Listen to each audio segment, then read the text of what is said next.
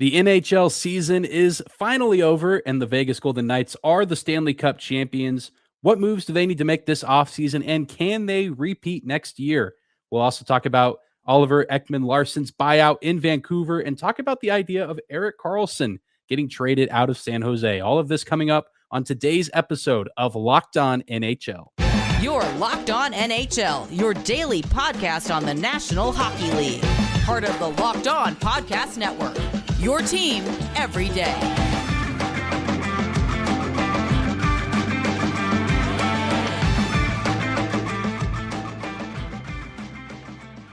Hi and hello, hockey fans. Welcome back to the Locked On NHL podcast, part of the Locked On Podcast Network, your team every day. This is Western Conference Tuesdays. My name is Dane Lewis, host of Locked On Stars, and joining me as always on Tuesdays is host of Locked On Wild, Seth Toupal. And Seth, this is the last that we get to talk about the 22-23 NHL season. It's been over for a week now. The Vegas Golden Knights crowned champions in 5 games over the Florida Panthers. And let's just start here. Were you expecting as big of a blowout as we got in Game 5, or do you think that that was a pretty good summation of the season that Vegas had and the postseason run that they had? I think it kind of signified the state of where the Florida Panthers were at as that series went on. They had thrown everything that they had at the Vegas Golden Knights, and I think with Matthew Tkachuk just being in a body cast essentially by the time the series ended, I think you saw a Florida team that just kind of ran out of steam. They had tried all these different things. They were just trying as much as they could to try to throw off the Vegas Golden Knights, and the Golden Knights, to their credit, were completely unflappable. And so am I surprised that a series clinching game was as lopsided as it was? Not necessarily, although it is just weird to see that many goals scored in a deciding game in any circumstance. But it just underscores, I think, that this was Vegas's year. They throttled pretty much everybody that they played in the postseason. And so it just was kind of their victory lap. Obviously, with it being in Vegas, gave the crowd a chance to start the celebration early. And by all accounts, I think they're still partying out there. So it has been a good run for the Golden Knights, and credit to them for being the team that was left standing when the season was done. They definitely earned it. They were one of the best teams during the regular season, and it was fun despite all of the lopsided games. It was just fun to see the season come to that culmination point that we started back in October. Absolutely. And you hit the nail on the head of, saying it's exciting to some extent to see the Vegas Golden Knights win the championship. I know many people, myself included, can sometimes, like to dog on them or, try to tear them down. But at the end of the day, a lot of these players, it was beyond their control of them going to Vegas, and they have made the most of their situation. All of the misfits, if you will. And I think that was a really cool move. I know that was covered at the start of the game, the whole starting lineup in Game 5, the misfit players, the guys that were there via the expansion draft. And so to see, a lot of these players get their, to see their storyline end, or not necessarily end, but get to a point where they win a Stanley Cup is incredibly cool. And Jonathan Marchessault, the Conn Smythe winner, I think deservedly so. Jack Eichel, a great performance as well. But you look at this Vegas team, and it's an interesting position, and there's a potentially different discussion to be had about circumventing the cap and all of that. But a lot of the key players on this roster set to return for next season. We've talked ad nauseum about the goaltending situation, but what do you think is the biggest priority for the Vegas Golden Knights going into this offseason? Because, looking, Ivan Barbashev might be the biggest name free agent on their books, maybe Adin Hill as well. What do you think the biggest priority needs to be for the Knights this offseason? I'm not to go back right to that topic, but I think it is the goaltending situation is the biggest thing for this team, because 3 of those guys, Adin Hill for one, but also Jonathan Quick and Laurent Brossoit, are all unrestricted free agents. You have Logan Thompson. You also have Robin Lehner, who was on long-term injured reserve. And so you have to get clarity as to what that goalie situation is going to look like. Do you go out and try to get somebody to be the starter? Or do you take the opportunity to kind of meet in the middle with Adin Hill and say this may have been him playing a little above where he would be during, a normal season? We may have seen the best that there is for him to offer, and so we're not probably going to get that. So do you offer him a contract just for some stability and net? But that goalie situation for them is going to look drastically different next year. I mean, I don't think they'll bring Jonathan Quick back. Whether or not they bring Brossoit back for that stretch of games that he had where he looked pretty good, it's going to be quite the difference, especially if teams start to throw money at Adin Hill. So they have to get that taken care of. But you're right on in that. I think the other biggest fish is going to be Ivan Barbashev, who, being a player that can play higher up in the lineup, he's going to get some interest from around the league, and that includes Western and Eastern Conference teams. And that then leads to bidding wars, and that leads to teams paying more than maybe other teams are comfortable with. But I think he's a guy that will get a nice contract this offseason, and that may price him out of Vegas's range. Beyond that, I mean, they do have Phil the Thrill. Phil Kessel is an unrestricted free agent, and now that he has gotten another cup, now that he's gotten a chance to eat some dogs out of the Stanley Cup, does he hang it up? It's going to be a fascinating offseason for the Vegas Golden Knights because, as you alluded to, now they have the target on their back, and everybody's going to be trying to knock them off the top of the mountain all season long. So can they add some depth pieces to what they were able to do this past year when they made their run, or are they going to be one of those teams like, say, the Tampa Bay Lightning, where you just can't cultivate that same type of roster that gets you up to the promised land again?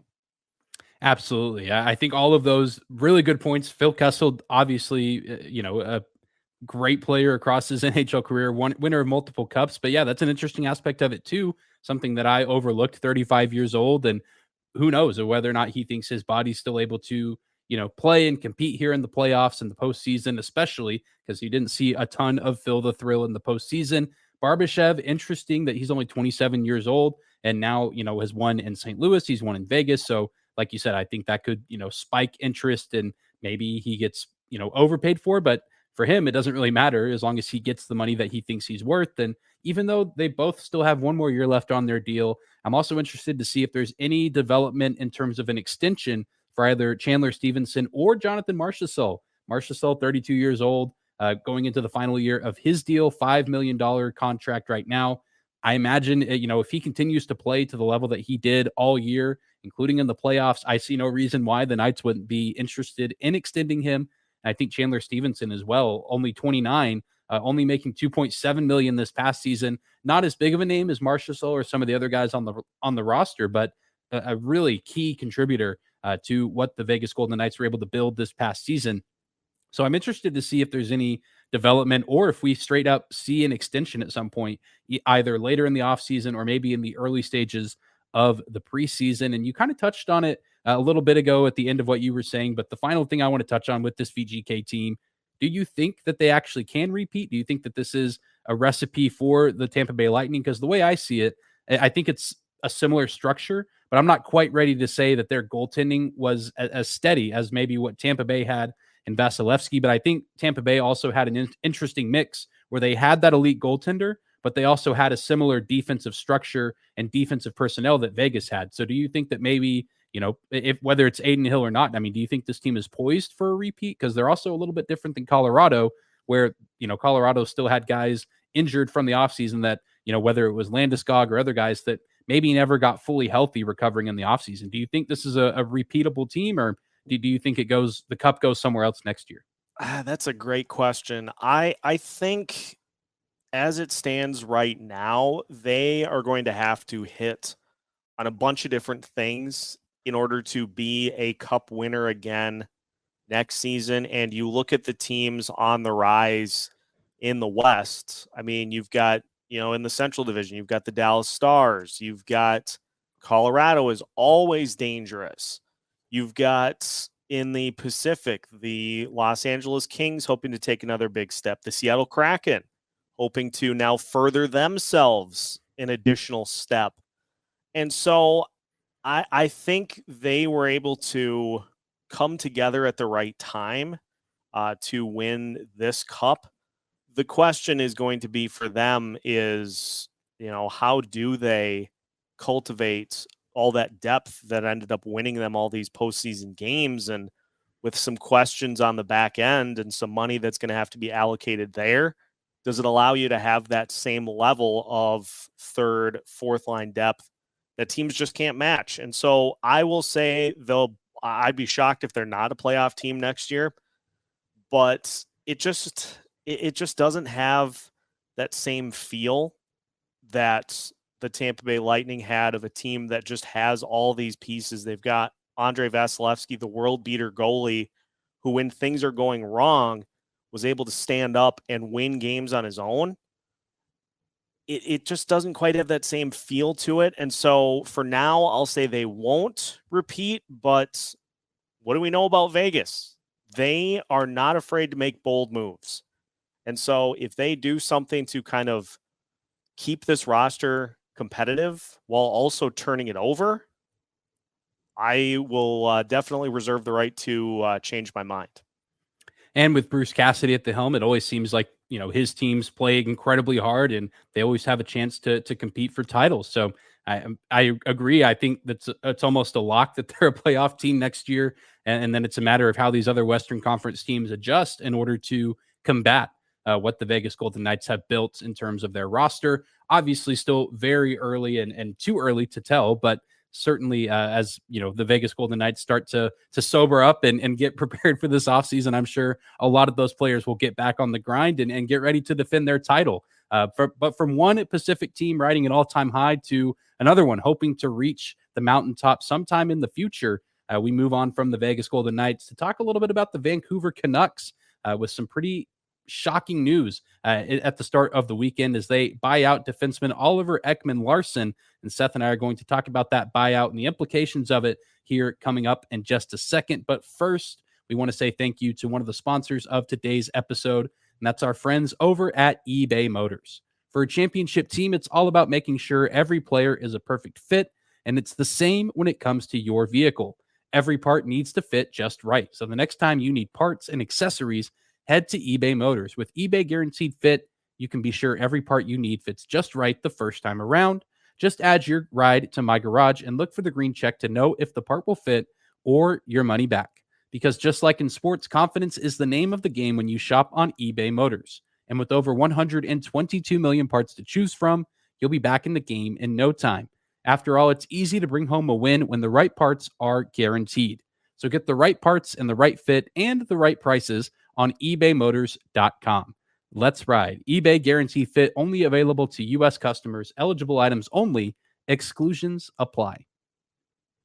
I want to thank you again for making Locked On NHL your first listen of the day. Dane Lewis, Seth Toupal here to break down all of the news coming out of the Western Conference here this offseason and, of course, in the regular season as well. But sometimes the offseason can be just as entertaining or as shocking as the regular season. And we got hit with some pretty big news out of Vancouver. I believe it was on Friday. And so maybe the story got swept away a little bit with Vegas's parade and Father's Day weekend and all of that. But Oliver Ekman-Larsson, the 31-year-old defenseman, has been bought out by the Vancouver Canucks. He was kind of in the middle of an 8-year deal that he signed while in Arizona, a deal worth $66 million. He signed that deal in 2018 and was traded to Vancouver in 2021. $29 million remaining on this deal. It is an 8-year buyout for the Vancouver Canucks. And from everything I could gather, it seemed like the Canucks were not necessarily planning to buy anyone out this summer. And even what Larson and his agent had to say after all this news broke, it seemed like this was a surprise to them as well. Seth, your thoughts on this buyout? And I mean, is this something that took you by surprise? I know a lot of Vancouver fans are relieved, but your thoughts on this whole situation? Because I know you and I both are familiar with buyouts as of late, or at least players that have been bought out. It may be in my case. How is it possible that Arizona ends up being the biggest loser of this situation? Like, I was just looking at all the particulars, and I think it was Evolving Hockey had a tweet. I'm not 100% on who, but I know the tweet was out there in saying that because he was bought out, Arizona loses one of their salary retention slots. I believe it was for the duration of the buyout, which is, look, buyout situations, as somebody who is going through two substantially big ones, it's not fun. It's something that you as a GM, you as an owner, like you sit there, especially if the player doesn't live up to that type of contract, and 66 years, $66 million over 8 years for Oliver Ekman-Larsson was a head scratcher at the time that it was signed. Was a head scratcher when he was traded to Vancouver, and honestly, probably the most logical part of the whole process was the buyout. But this is what happens is teams try to get players to go to, in this case, go to Arizona. And you try to get them to stay. And a lot of times you have to offer a long term and a lot of money. And so it's just funny to me that Arizona got bit by by offering the extension right off the bat. And now they get bit again by a player that they signed who's no longer on the team getting bought out. The NHL rules on contracts are just so funny to me.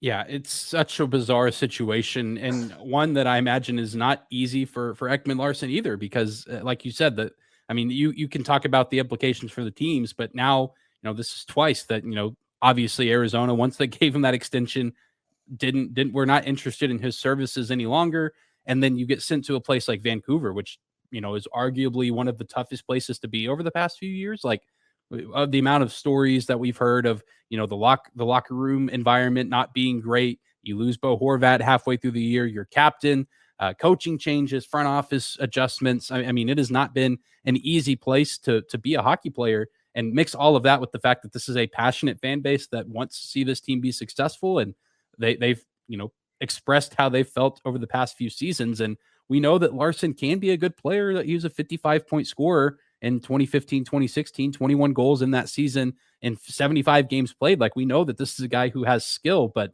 it seems like he's been put in two places just at the wrong time. And so now with Ekman-Larsson set to be able to sign anywhere on July 1st, where do you think he goes? I mean, what do you think the next move is for him? Do you think that this is a case of, if he gets put in the right system, he can be utilized correctly? Or is there too much damage done at this point in his career? I think if he gets put in the right situation, he can be a serviceable player now that he's not attached to that amount of money in terms of a contract. And for me, again, back to kind of the buyout side, I always look at things a little more critically because of the fact that the Wild are dealing with two of them at the same time.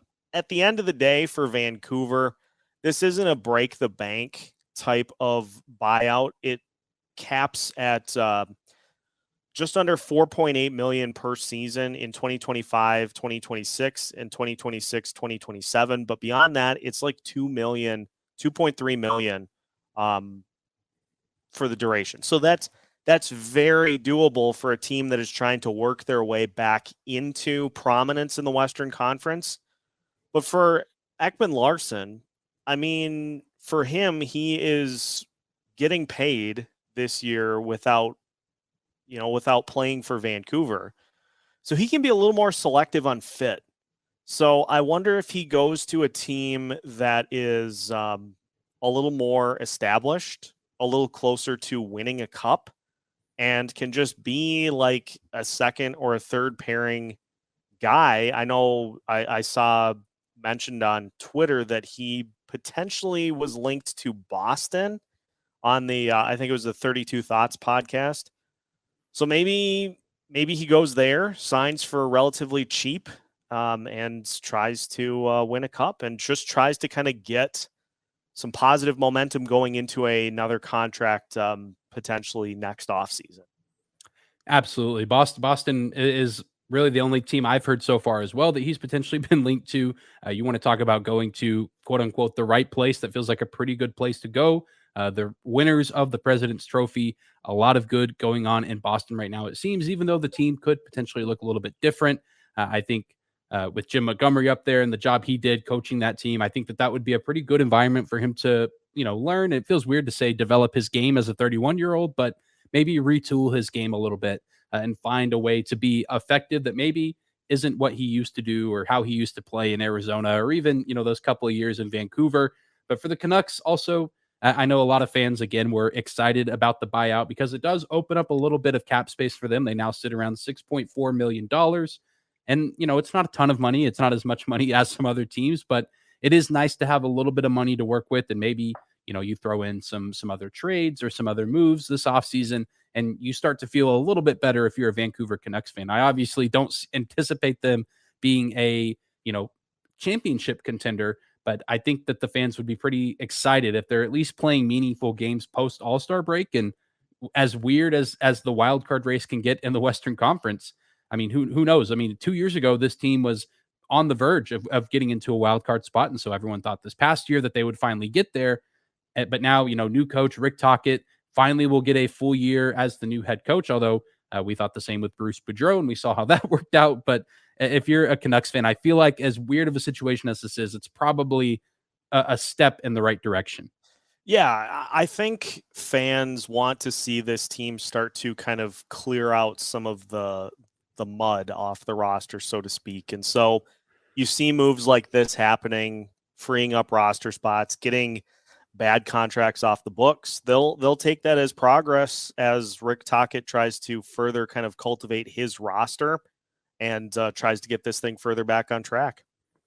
Absolutely. And we're apparently just covering all of our bases with the Pacific Division today, but that's just kind of how it is sometimes week to week here. But with another Pacific Division team a little bit lower than the Vancouver Canucks, the San Jose Sharks, looking to have a busy offseason to get themselves closer to being a competitive team yet again. And part of that might be moving on from the likely Norris Trophy winner, Erik Karlsson. And Seth and I will talk about whether or not he should be traded from the Sharks and if it'll even happen coming up next. Third and final segment of the Locked On NHL podcast, Western Conference Tuesdays. Dane Lewis, Seth Toupal here to get you sent on your way. And this is a player that we'll probably be following pretty heavily here over the next few weeks and months. Erik Karlsson, probably going to win the Norris Trophy. A phenomenal season with the Sharks, 101 points, 25 goals in all 82 games played. I know there's been some health issues with Karlsson in the past, but had a fully healthy season. And even though the Sharks weren't competitive, he was very, very good.